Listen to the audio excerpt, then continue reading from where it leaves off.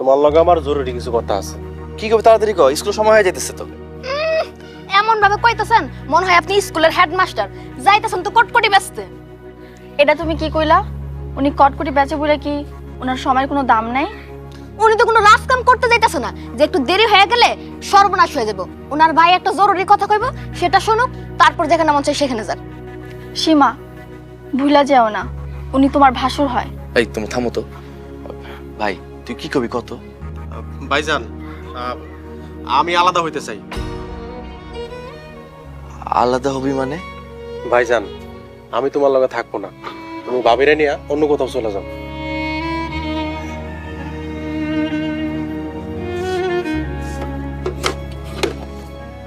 ভাই তুই এটা কি কইলি?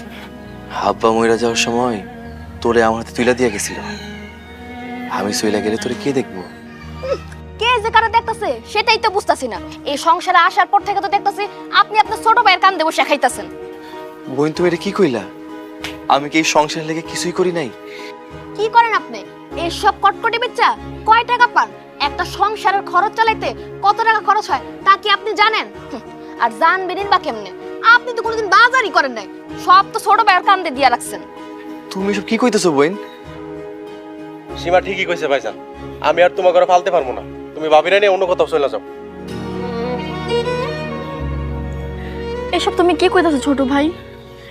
এই কটকটি মিঠাই বেচেই তোমার ভাই তোমারে বড় করছে, পড়ালেখা শিখাইছে, আর এখন কইতাছো তোমার জন্য এই পরিবারের জন্য কিছুই করে নাই? আগের দিন বাগে খাইছে, আর তোমরা আমার যে টাকা পয়সা দাও, এই টাকা পয়সা দিয়া তোমার ঘরে আর পালতে পারবো না। তোমরা যাও। কিন্তু ভাই আমি আর কোনো কথা শুনতে চাই না। তোমার ঘরে এবারে থেকে যাইতে কইছি, তোমরা চলে যাইবা। আমি কামে যাইতাছি, কাম থেকে আইসা যেন তোমার ঘরে আর এবারে না দেখি।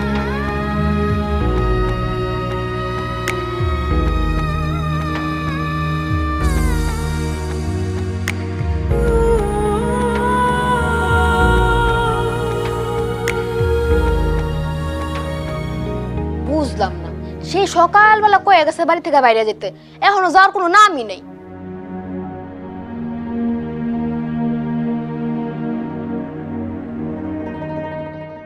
কি ব্যাপার, তুমি এনে বই আছো?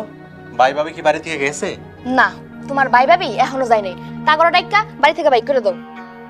ভাই ভাবি বাইরে আহো।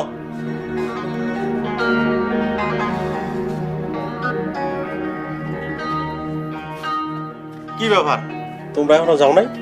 মিরাজ ভাই আমার, তুই এমন কেন করতেছিস কত? আমরা তোলে কি এমন অন্যায় করছি যে আমার ঘরে বাড়ি থেকে বাই করে দিবি? আপনার ভাই সকালে কি কয়ে গেছিল আপনি কি শুনেন নাই? সে আর আপনার লগে থাকতে চায় না।